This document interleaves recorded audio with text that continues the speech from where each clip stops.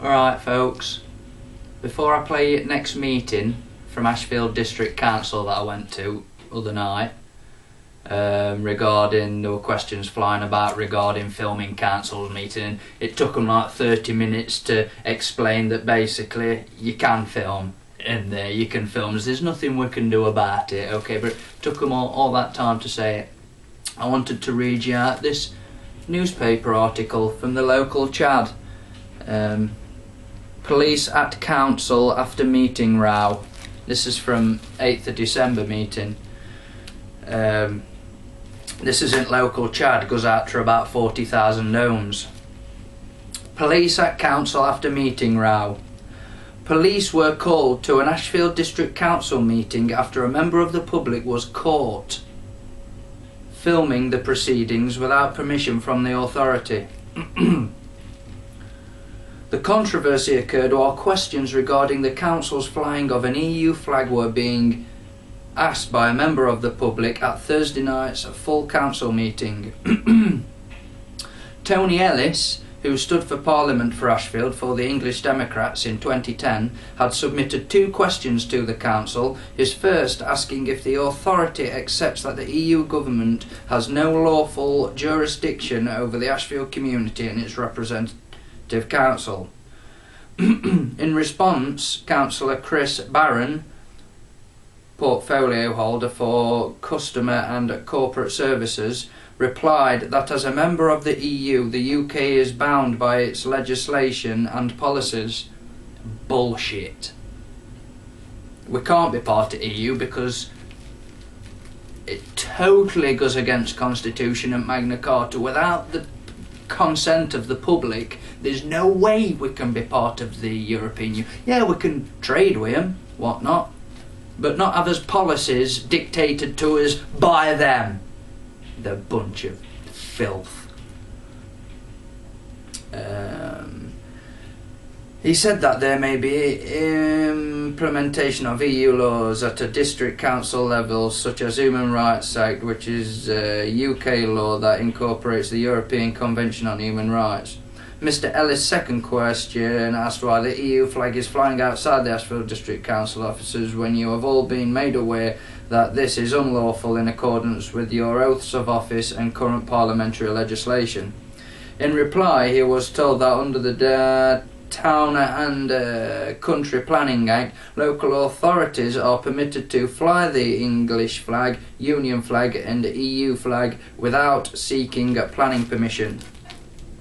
Councillor Barron did though admit it would be sensible to stop flying the flag if there was a referendum on EU membership during the period of Perdar. He also stated that the council would not remove the flag.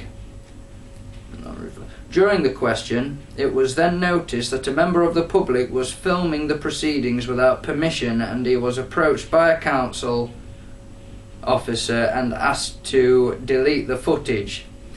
He refused, and as tempers flared with Councillor Barron confronting the man with the camera, the meeting was adjourned and the police called to resolve the matter. Yeah, I bloody switched my camera off for a split second, for a minute, just as Councillor Barron were walking over to me, red roaring face, steam coming out his ears, finger pointing at me like that, looking down at me because I was sat down. Angry he was. It made me feel really good that he was so angry. A dickhead. However, when the police arrived, the person who had been filming and who had not been identified had left. A Nottinghamshire police spokeswoman said that as no offence had been committed, no further action would be taken. So, when the meeting resumed, Mr. Ellis told the council that as an executor of the trust, he was instructing the council to remove the flag, a demand that was met with a round of applause from the public gallery. Following the meeting, the footage was posted on the YouTube video sharing website. A council spokeswoman said that the majority of Ashfield District Council's meetings are open to the public to enable people to see business being conducted in an open and transparent way. However, photography is allowed within the council chamber only on request and subject to prior arrangement. No, it's not. No, it's not at all. We decide, I decide.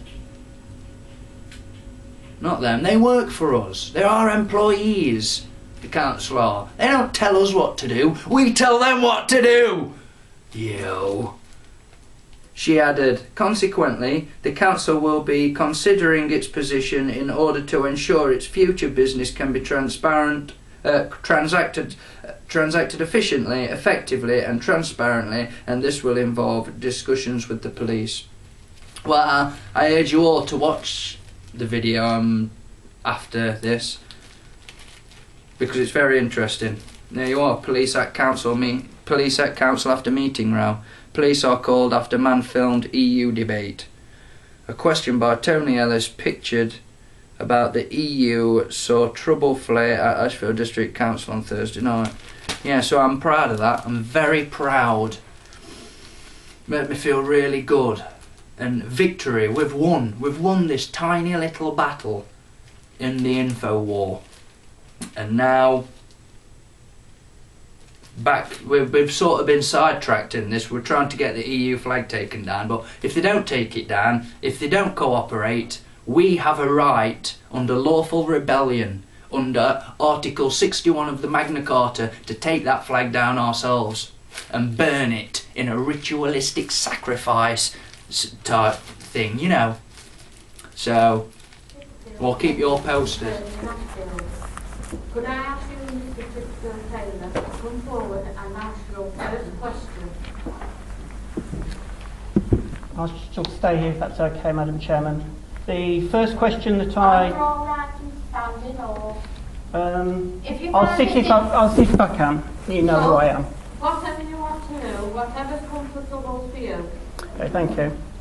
First question that I raised is the council relied upon Section 7, subsection 7 of the Local Government Access to Information Act 1985 to prevent a member of the public who had reasonably attended the meeting from the local community and had chosen to record parts of this allegedly transparent and open council meeting. Why did the council chairman not seek prior guidance from the legal representative present in relation to the legislation, understanding the interpretation of the council members' understanding of the legislation, which was clearly incorrect, or follow council meetings procedures, and advise an adjournment or consider the council's position, given that there is no formal council policy in force, and resulting in the requested detention of a member of the public who was believed to be recording proceedings? Thank you, Mr. Chipperfield-Taylor. Could I now ask the leader of the council to respond? Thank you. Thank you, Madam Chairman, and can I thank you, Mr. Chipperfield-Taylor, for your question, your first question.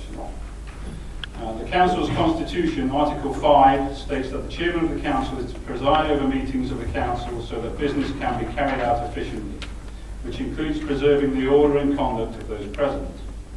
It is properly for the Chairman of the Council to make decisions as to the management of the meeting. Notwithstanding this, however, I trust you are aware that in tonight's meeting a report will be presented to Council for it to consider the adoption of a protocol and standing order for incorporation into the Council's Constitution to deal with future requests to record proceedings. This will give members of the public clearer access to filming procedures should they so wish to do. Thank you. Mr. Chipperfield-Taylor, in accordance with Council Procedure Law 11A, you may now ask a supplementary question if you so wish. Okay, thank you, Madam Chairman.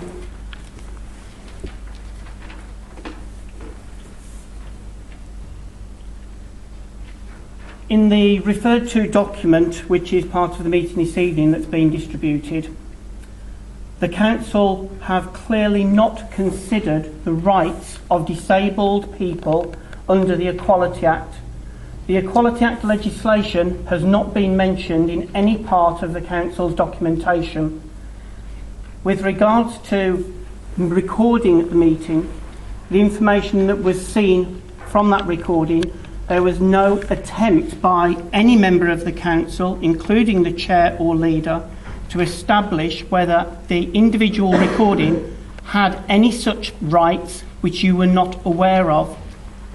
Can we establish, please, why the Council failed at the meeting on the 8th of December to establish the requirements of the individual under such legislation as the Equality Act, and secondly, the intention of the individual to record at that meeting, whereby under the quoted legislation referred to, the Local Government Access to Information Act, the prevention there is only for that information being recorded if it is to be shared by parties not present in the meeting.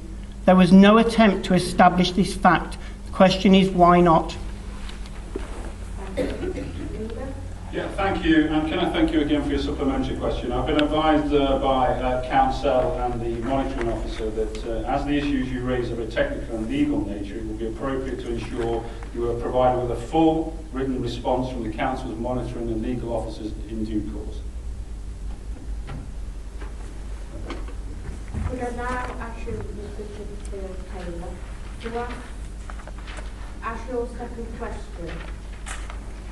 Second question, Madam Chair, is why has it taken a member of the public, i.e. myself, to identify failings in the Council's own procedures and policies following the incident on the 8th of December 2011? Insofar as there is no policy or procedure in place, and wasn't at the 8th of December, regarding the recording in any format of any public meeting or meeting taking place with the Council and members of the public. Noting recording of meetings such as formal interviews already takes place within the Council. I would like an explanation of the Council's interpretation of the legislation, Section 7, subsection 7, relied upon at the meeting on the 8th of December to prevent the lawful recording of what should have been an open, public and allegedly transparent meeting without first confirming the intention whether the recording was, as permitted under the legislation, for use with those present, which would have been lawful. I believe the Council should make a public formal apology for its handling of the event on the 8th of December. Thank you. Could I now ask Councillor Knight to respond? Thank you, Madam Chairman. And can I thank you again, sir, for your second question? You are quite correct that the Council had no formal policy in place to deal with requests to fill Council meetings in December, and we thank you and other members of the public for raising this oversight. As previously stated, a report appears later in the agenda for the Council to consider adopting a policy to rectify this.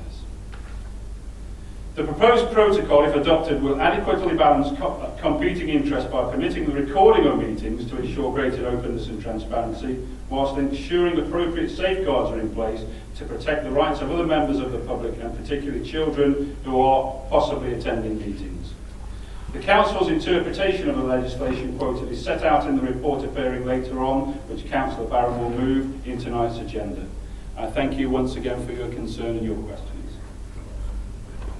Mr. Chipperfield-Taylor, have you a supplementary question? I have, and again I would like to raise, Madam Chair, Part 3 of the Equality Act 2010, which you fail, in my opinion, to consider prior to the meeting on the 8th of December, or in the reports that have been produced for consideration at this meeting, has not been considered. There is a duty as a service provider to not put disabled people at a disadvantage, and that you have to make reasonable adjustments. I also refer you to public sector duty under the Equality Act, where anyone, including a council, carrying out an activity, including meetings, has to demonstrate due regard to all protected characteristics. So when called upon by anyone, that you should actually provide details and demonstrate how or what steps you had taken to show due regard. I don't believe that the council, prior to the meeting on the 8th of December, showed any due regard under that part of the public sector duty part of the legislation, and I don't believe that you considered or have considered, going back to the Disability Discrimination Act even, the needs and requirements of people who need additional service and support, and there doesn't appear to be any evidence provided to me or other members of the public to support this. And in addition to that, I would like to know how the council anticipate communicating the rights of members of the public to fit in with the requirements of your transparent, open and engaging policy with the local community. Thank you, Chipperfield-Taylor. Councillor Knapp, would you like to respond, please? Yes, thank you, Madam Chairman. And I agree there's much there that is valid, and I hope you would accept that because it was a very, there were many complex issues there. I have asked the legal officers here to take outside counsel and write to you as soon as possible on all the points you raised. Can I thank you again for your questions? Thank you. Thank you. Thank you. Thank you. Thank you very much. 7A, recording, filming and proceedings of council and committee meetings, pages 15 to 31. This item requires council to consider options for the recording of council and committee meetings and to determine a favoured approach and policy to deal with future requests. Council is recommending to adopt options 2 and 4 as set out in the report, together with the related protocol and constitutional changes as set out in the appendix to the report. Will someone move the recommendations, please? Thank you, Madam Chairman. I move those recommendations. Thank you, Councillor Lawrence. Could I have a seconder, please? I'll second those recommendations. Thank you, Councillor Lawrence. Does anyone wish to speak? Councillor Lawrence. Thank you, Madam Chairman. In moving the recommendations, Chairman, as you read through the report, I found it very interesting on how other authorities across the country deal with these issues. Because like this authority, like so many others, want to ensure that it is transparent and is open at public meetings.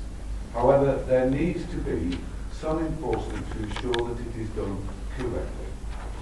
This report for the Council Chairman is to consider options for the recording of the Council and committee meetings and to determine a favoured approach and policy with regard to future requests. We as a Council have to ensure that it deals with future requests to film or record at Council and Council committees in an open and transparent manner, while continuing to enable the Council's decision-making process to operate effectively and efficiently. The Local Government Act of 1972 states that councils can make standing orders to regulate procedures at meetings. Generally speaking, we have a broad discretion on how the council regulates this. Section 100A of the 1972 Act was inserted by the Local Government Access to Information Act 1985. This relates to public access to meetings and documents. It does not require or impose any obligation on a council to permit audio or visual recordings.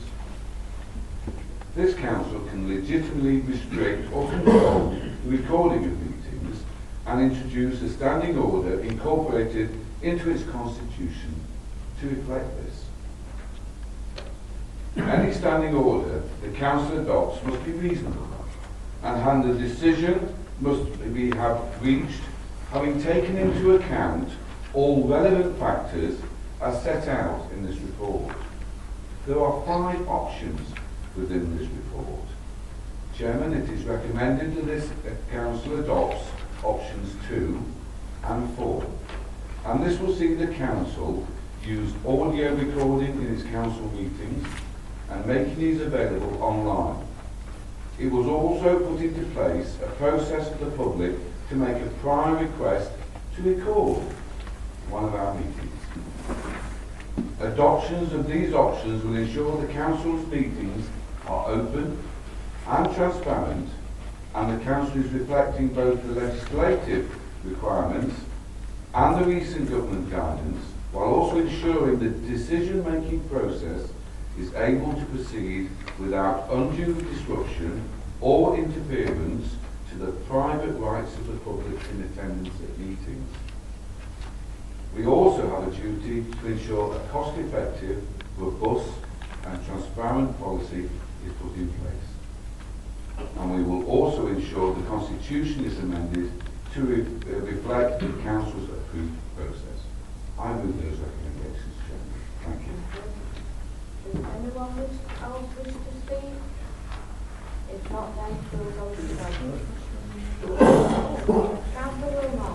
Yes, No, it's second the in cards support. rather. I support the recommendation and its commitment to further openness and transparency during council meetings.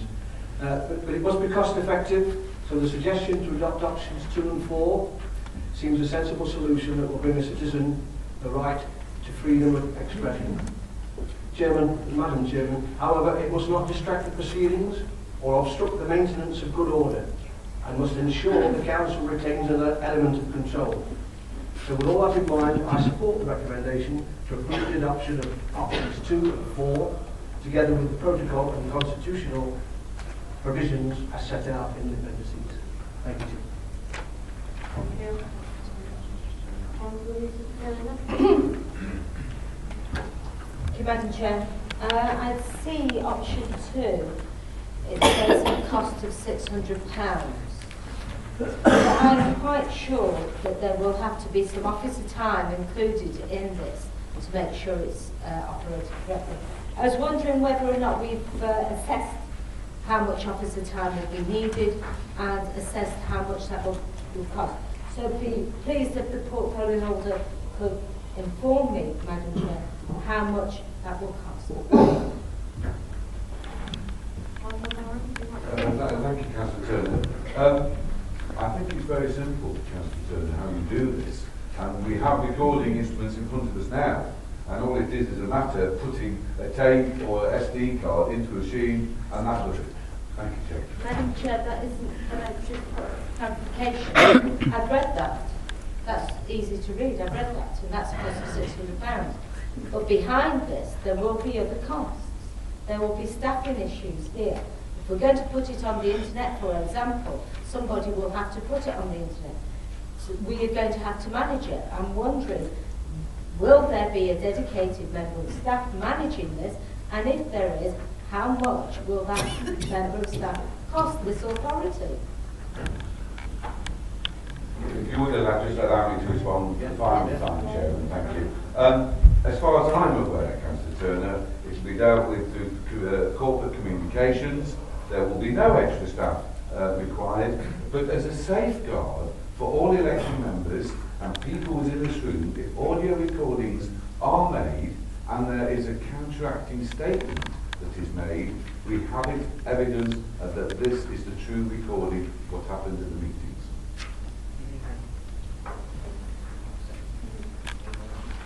Does anyone else wish to speak?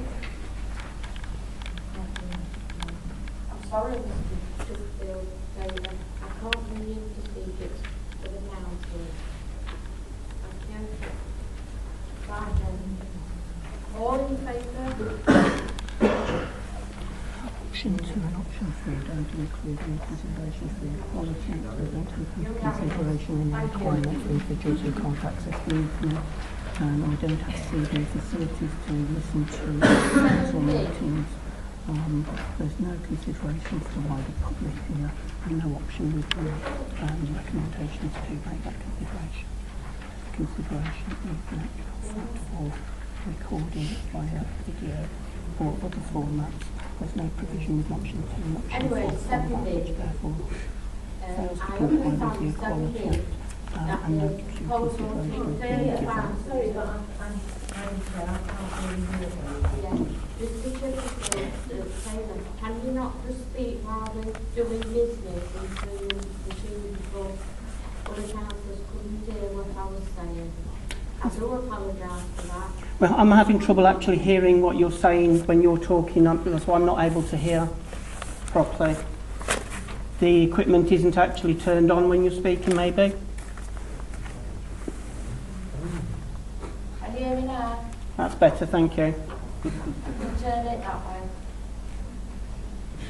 7B, I understand there is a proposal to refer this item to the next meeting to allow for further consultation with trade unions. So, does anyone wish to move this? I'll move that it be deferred, Chairman. Thank you. Could I have a second, please? Thank you, Madam Chairman. Thank you. All in favour of this?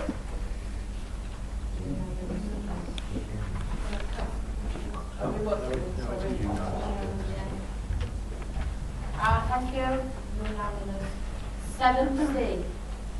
This again is a proposal to refer this item to the next meeting to allow for further consultation with trade unions. All in favour of this? Oh, I need a mover, sorry. I'll move that course of action, Thank Chairman. you. Thank you, Madam Chairman. Thank you. Does anyone wish to speak on it? No? All in favour of accepting? Thank you. 7B, engaging temporary agency workers policy and guidance, pages 74 to 92. Council is requested to approve and adopt the engaging temporary agency workers policy and guidance as appended to the report. Will someone move the recommendations, please? I move those recommendations, Chairman. Thank you. Could I have a second, please? Thank you, Madam Chairman. Councillor Nye. Does anyone wish to speak on this? No? Oh, Councillor Turner? Yeah, I haven't got a problem really with the policy. It's just that for years and years and years we've been saying we shouldn't be having quite so many agency staff, and we should be employing our own staff. I just want some sort of guarantee, well, not a guarantee, but we need to be employing our own staff as much as we possibly can and not engaging temporary staff. And I really want to make sure that this council is looking at going along those lines far more than we have in the past. Because I think that's better for the council, I think it's better for employees. We just want to make sure that that's the direction that the council is going in, Madam Chair. Thank you. Anyone else wish to speak? No? Thank you, Madam Chairman. Thank you for your comments, Councillor Turner. This authority, a good labour control authority, would employ as many people as they possibly can afford to do, and not to have agency workers, and that have workers that have got full employment rights and privileges. As a part of this effective service that we're going to produce, and this is part of the policy of this, is of course underlying everything behind this. It is cheaper in the long run for an authority to have full-time employees than agency employees, and that is why this policy is going forward. Thank you. We'll move to vote. All in favour of accepting these?